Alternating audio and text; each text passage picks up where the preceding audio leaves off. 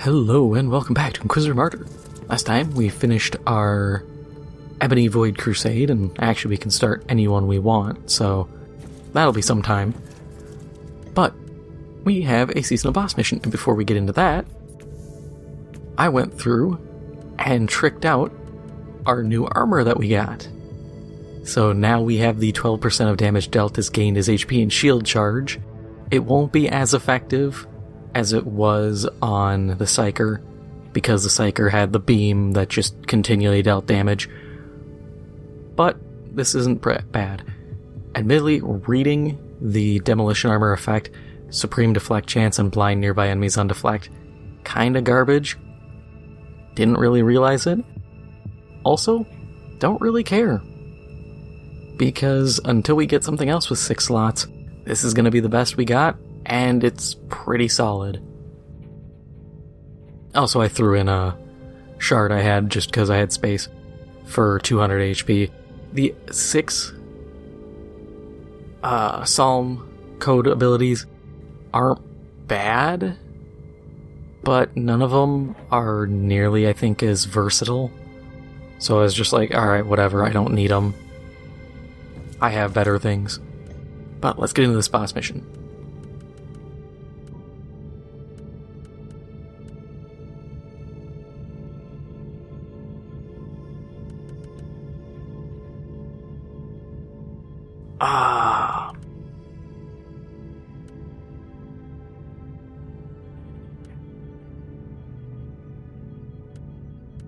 Yeah, I think Superstition is the one that skews the reward pool. So we'll go with the damage up, but we do get an extra champion, so that's free loot.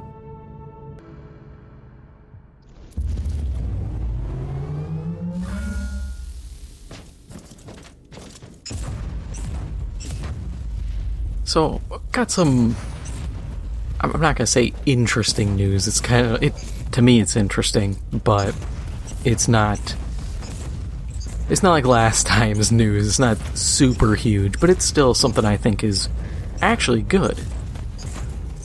There was an interview with one of the devs for GTFO. I think the studio's 10 Chambers. The name of the person completely slips my mind. I have name blindness. Half the time I will forget names. I hope people never take it personally. I'm just bad with them. But they interviewed one of the devs, and the dev, I feel like, I don't want to sit here and be too optimistic and be like, oh, it's the change that I've been waiting for, guys, it's all coming together. I just think some devs are finally willing to say kind of the quiet part out loud, which is nice. And that is, the dev had said, betas are more marketing now than they are actual testing. And it's true. It's been that way for a very long time at this rate, but it is true.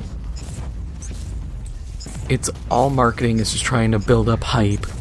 I always remember the Destiny 2 beta, because it was in June, and all the hype about it, oh, don't worry guys, it'll change all the problems we find. Game came out in September, nothing changed. We see that with Call of Duty. Oh, you can get the beta the month before the game comes out. What do you expect to change? The game... Here's a fun little fact some people don't know. Games go gold about a month prior to release. That is essentially you submit it to certification to make sure it doesn't brick a console, so that there's time for factories to print discs and put the game on them and then ship them to retailers. All that. You have a month window. People don't do less time because you kind of need the window. So how does a game make any changes when the beta is a month away? Destiny, I feel like, was in a worse place simply because they had time. Not a lot, depending on the issues found, but they had time to make some changes and just didn't. Which, admittedly, speaking of Destiny, I had to laugh. I saw an article that was, these are the hot weapons to spend the next 5 months grinding for until the final shape comes out. And I just stopped, looked at it, and was like, yeah, this is the state of Destiny right now, huh?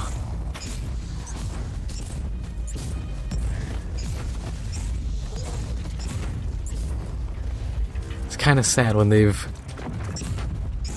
kind of went in the direction of, like, who cares about the game? The loot is the game. But I feel like a lot of looters have kind of fallen into that trap of they mistake looting for gameplay when looting is the reward. But going back to this GTFO dev, it's very true. That's why I'm still very dubious about all this stuff for EVE Vanguard. Especially when they're sitting here doing, like, monthly tests, and their next big content drop is June. I'm like, this is literally just you trying to hype this up to try to bring people back. Because what are you really finding, and what are you really going to change? Because that's always a big thing. When it comes to development, big things very rarely change in the games.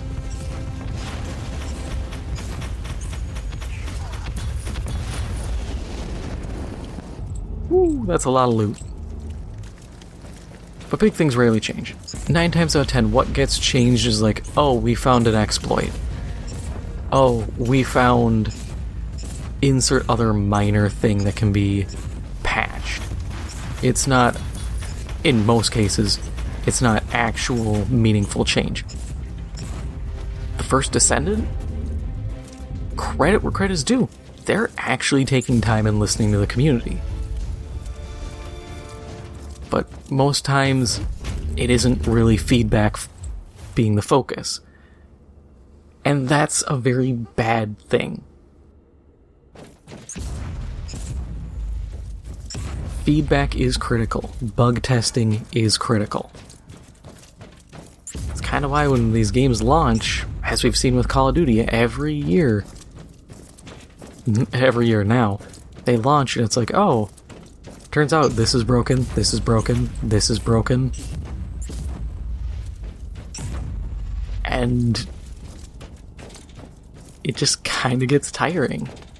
And it becomes more and more obvious every year that beta tests are a marketing tool first, and a bug fix not even second, like 8 down the line.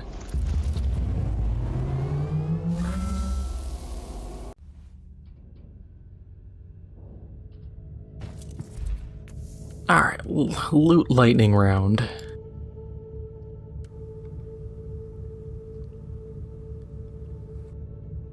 That's cool, but the bolter's full auto all the time, so one-hit kills are kinda not that common. Don't care, don't care. Also, don't care. It's only 4 stat, and it's... I mean, it's better than when it's on the flamethrowers, where you lose damage against enemies that are actually within your hit range. But I also just don't like that. I don't like the, oh, long range gets a bonus, close range you're screwed. Especially when everything comes close to you.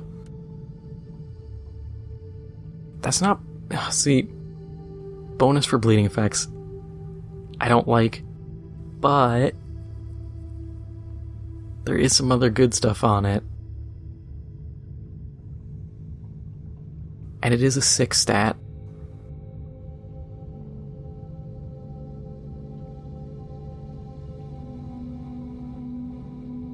Let me check something.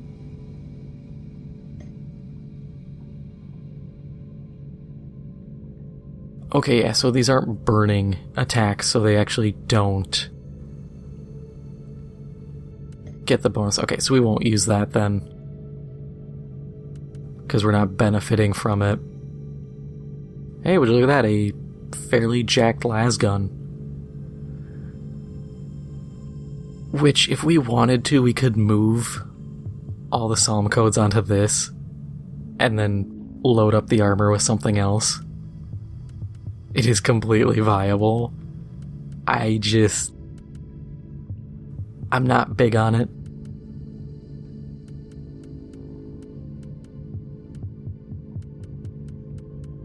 That's just me. It is completely doable.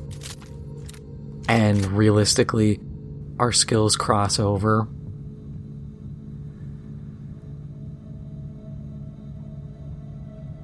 It's just kind of a hard sell where, like, this plasma cannon is pretty well built. I mean, look at this. AoE damage bonus, range damage bonus, HP on hit, shock on hit, knockback on critical hit. One hit kills can make a guy explode. That's hard to compare to with slow on critical hit, XP gain, damage bonus. Every 10th enemy kill explodes. Like, that's not that good. I never like those traits simply because, let's say you have that. 10 enemy kills, and every 9 kills, and then the 10th guy explodes. Seems good, right?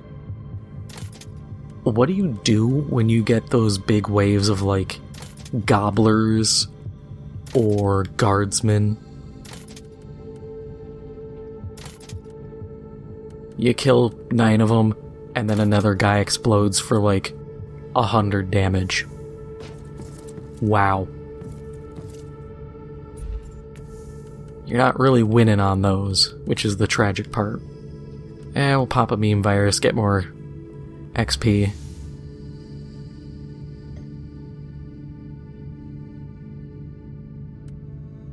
Okay, those are some modifiers.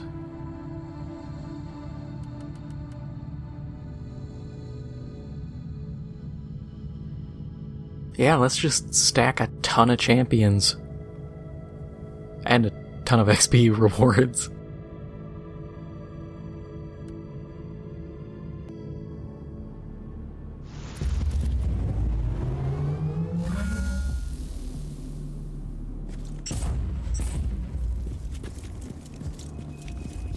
But yeah, that's a lot of Space Marines.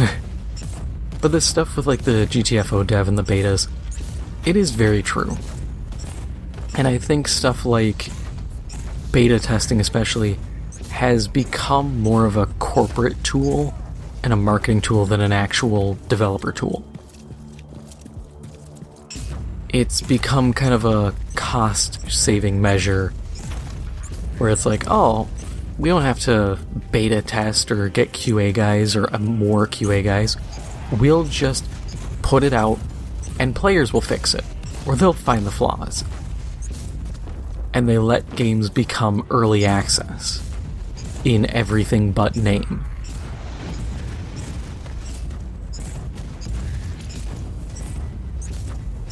Which is kind of funny because I've seen people who are like, why don't they just release these games in early access? And I'm like, that's because they already do.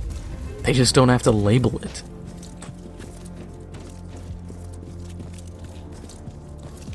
When you see early access games on Steam, it's usually like an indie studio, and they have to do that because they just don't have content. Big studios can get away with not using it because even though they don't have content, sometimes they have just enough to be like, yeah, that's the game, guys, haha. It's kind of the plausible deniability of game development. And it's unfortunate. I don't think anyone should really get stuck with that. I sure don't like it. I think it sucks.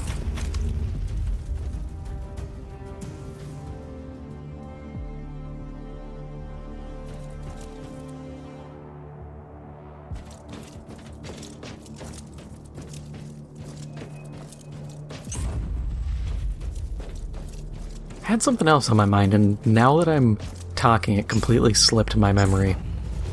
I hate when this happens. Oh well, if it's important it'll come back, if not, it's not important then.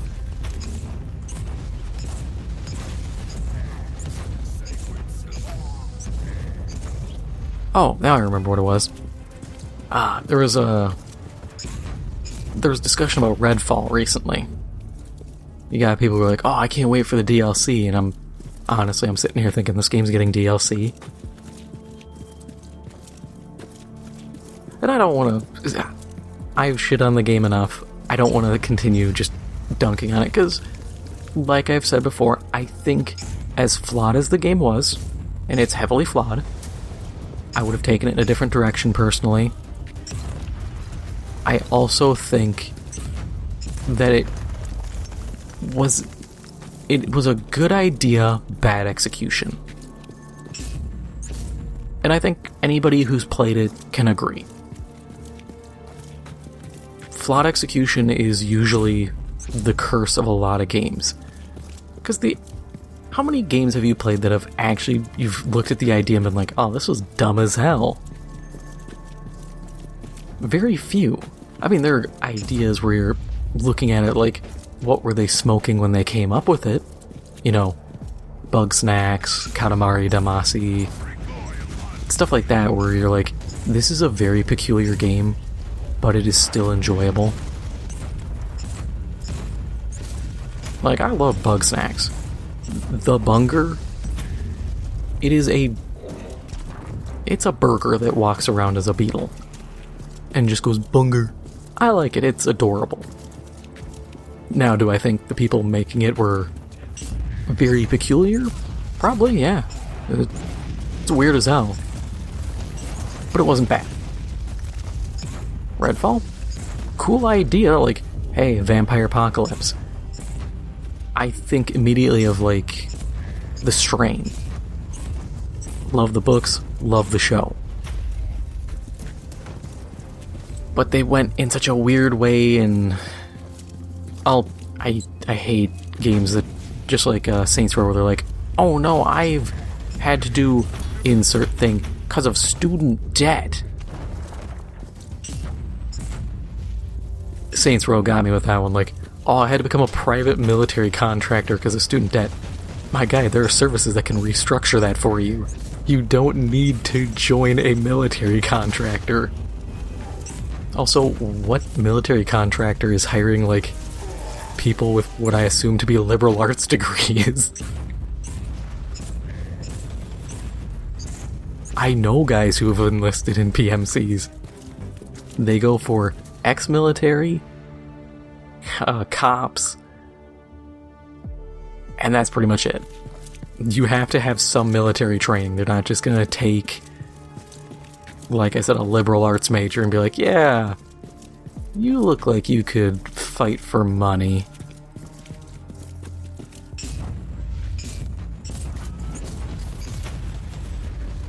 Hey kid, you ever see what happens when you fire a Hellfire pod into a crowded marketplace? Like, no, that's not how they operate. At least respectable ones, I don't know. The stuff going on in Ukraine has showed you can get mercenaries straight out of prison.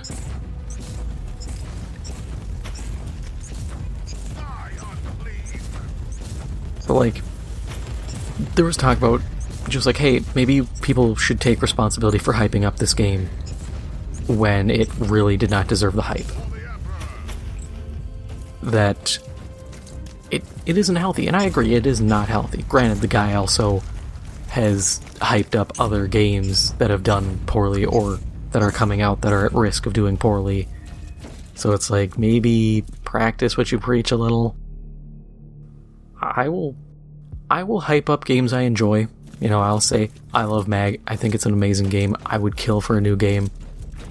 But I'm not going to sit here and say, it will save PlayStation. Sony will rake in a bajillion dollars, they will be able to buy everyone. We will all become Sony drones because they'll just have that much money. They will create Outer Heaven with their money. Like, no.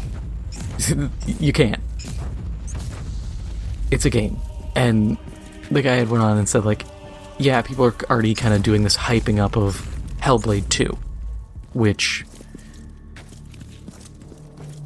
I liked Hellblade 1. I thought it was a very good story. I am not at all enthused about Hellblade 2. When I saw that, I think it's what, Team Ninja? Or Ninja Theory, I can't remember. Whichever the name was, they're making the sequel. I'm like, you didn't need a sequel. This comes off as a cash grab. And I don't know. I've said it before, there are games that should end. Sometimes a story is concluded in a single game. Sometimes there are games that shouldn't end when they ended, that should have continued. Prime example, Dead Space. Dead Space 3? Not bad. The DLC for Dead Space and how it ended? Sucked. Mostly because then they were like, yeah, no more Dead Space. Which made me sad because Dead Space 4 was like,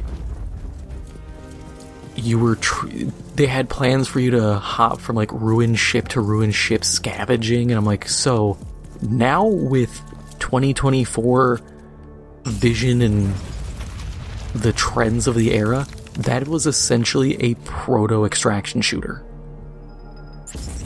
And I am very, very mad that we never got that. Because I would play the hell out of that. Teaming up with like a buddy and just going through necromorph-infested ships, scavenging parts or whatever we can, and then running for our lives. That's the coolest thing ever. Admittedly, if they did that, they really need to rework that weapon building system they had in 3. That was the most arcane system I've ever seen. I'm looking at it, I was like, dude, what the hell am I even doing? Half the time I was just like, yep, I'll use the pre-mades, because I don't understand bits and like upper and lower receiver. I'm like, this... Why are these guns that are 2 barrels and you like rotate it to the other thing? I'm just floored. It felt like it was a cool idea that just someone went real weird with, when it should have just been like, here is upper gun, you have X number of possible permutations. Here is undermount. You can get undermount shotgun, undermount grenade launcher, undermount flamethrower, undermount insert other thing, but very straightforward, easy to comprehend system instead of... I think a big thing was the naming. The naming just lost me.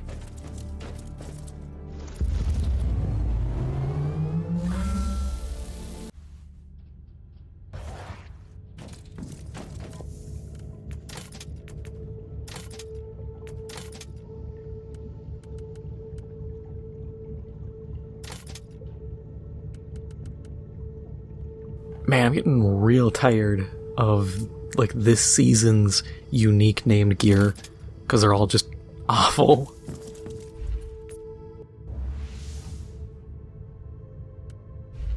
I hit the button again. I always do that. I just wanted to use Intel. There we go. That blows.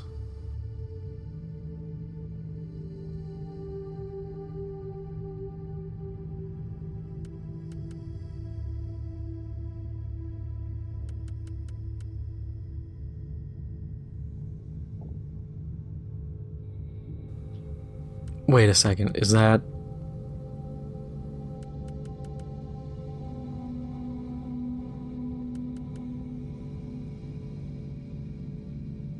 Oh, so they just get... Okay, can I get rid of that heat resist, that second one? Oh, so they just get a ton of heat resist no matter how I spin this. This is gonna be gross. Okay. This is gonna hurt.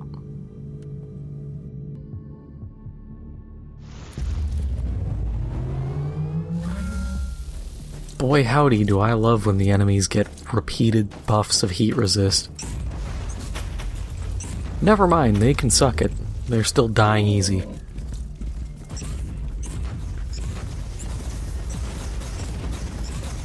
I'm still balling out of control and there's nothing you can do to stop me. Except for the guy who's apparently just eating shots, which is a little scary.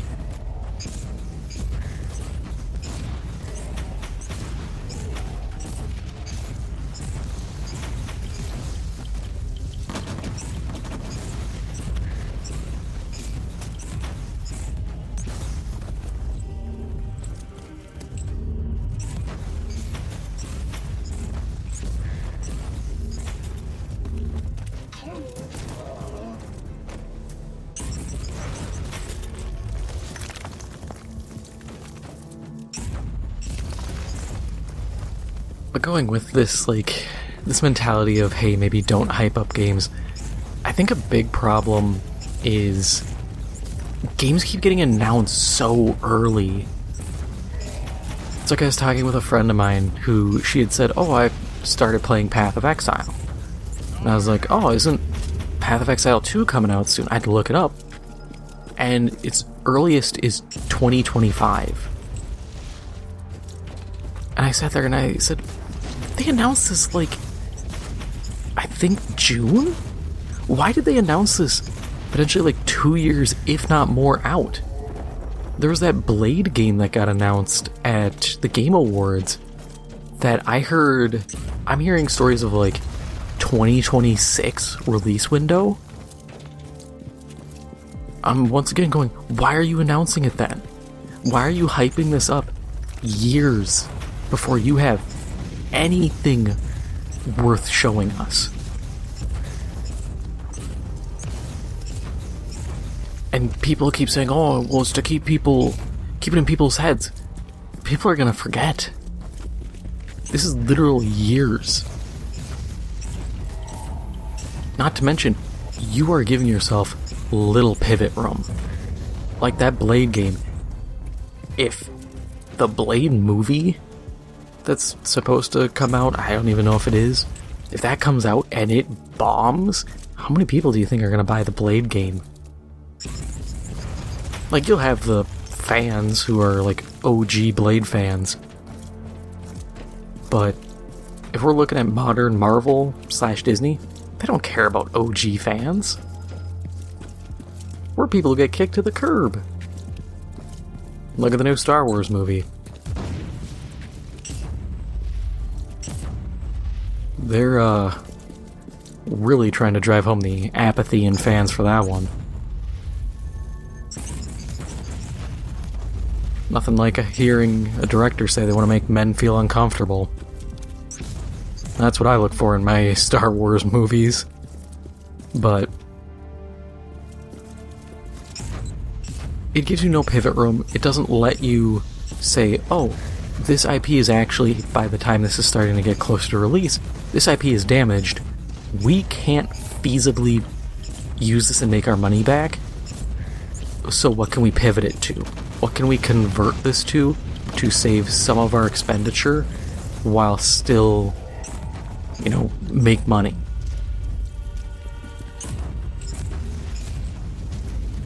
And granted, I don't like how studios, like we saw with the Insomniac leak, studios are already planning games 6 years out,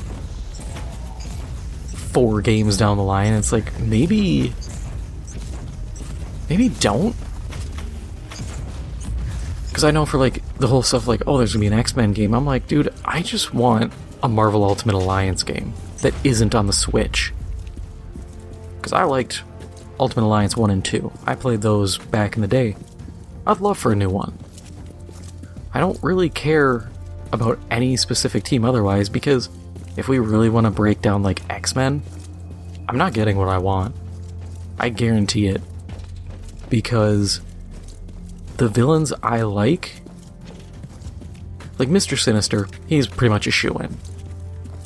But what are the odds we're gonna get Omega Red to show up in there? Probably not, because he's more or less a Wolverine villain. Maybe we'll get Apocalypse, but if we're putting in potentially the Brotherhood of Super Mutants, or Brotherhood of Mutants, Mr. Sinister, maybe the Marauders, do you really think you got room to fit Apocalypse in there? That's a lot of big villains to be putting in. Or they'll just do the safe bet and do Galactus. Or no, Galactus, he's Fantastic Four, my bad. Because I was thinking of Silver Surfer, and then I was like, no, that's wrong superhero team. At least they're not making a Fantastic Four game, because that would literally just be Doctor Doom and then Galactus. Because every other villain is just someone else's villain, at least that I remember. For being such a big name, they really got kind of screwed on their rogues gallery. I just realized that. That's kind of sad. Also, I like this map. I don't remember ever having one where the little, like, fort is the middle. It's kind of cool. Admittedly, clearing that out, I thought I was done already. I was like, oh, that was fast, and then was looking for the mission completed pop-up, and I'm like, where is my pop-up? Where's my mission complete?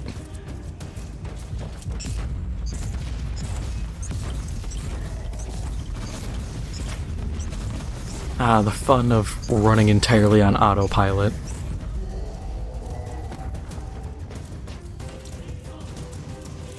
Also, I hope you guys have been enjoying the Rogue Trader playthrough.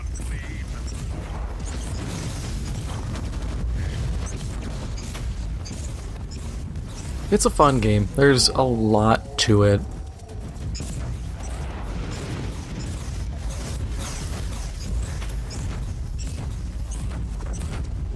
Which, now that I think about it, one thing I keep forgetting to say on it, and I'll probably mention it in the video, is I hope people don't come into it expecting it to be Baldur's Gate. Because Baldur's Gate 3 was such an anomaly in CRPGs. Everything voiced, everything, like, with cutscenes and all that, that's so rare. It's cool, but it's so out there that it's like, I'm glad it's raising the bar for CRPGs, but I kind of have the same feeling towards it that I do like Critical Role, in the sense that I don't want people coming into it expecting everything to be that level. Like, I remember seeing people who would pick up D&D and they're like, oh, it'll be just like Critical Role, and then they crack open like the first book and they're like, what the hell is a Dungeon Master?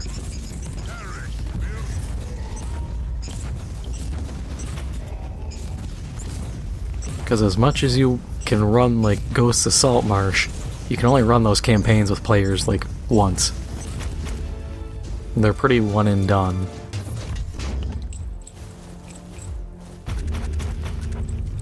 And people don't care to learn how to DM, and DMing is absolute hell with newer versions.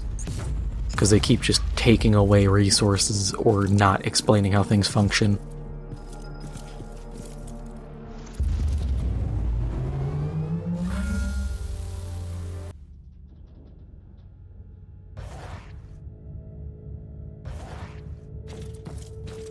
Yay, more stuff to instantly mulch.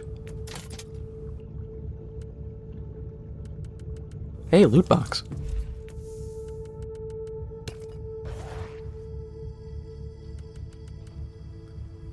It's okay. If it was one more slot, I would actually consider swapping. Because the 200 HP, while nice, isn't the greatest. But it is a free slot, and it's free health, so what do I know? Also, I need to check.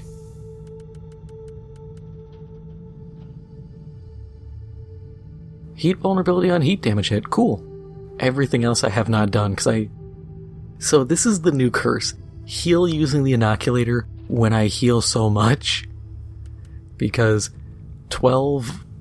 that damage is not accurate when I was dealing like 2,000 damage. Because, 10% of 2,000, I'm healing 200 off a hit. So, I'm a tanky boy. is all for now. If you enjoyed this episode, make sure to hit the like button. It helps out the channel a lot. And if you haven't already, make sure to hit the subscribe button. Thank you for watching, and I'll see you in the next one.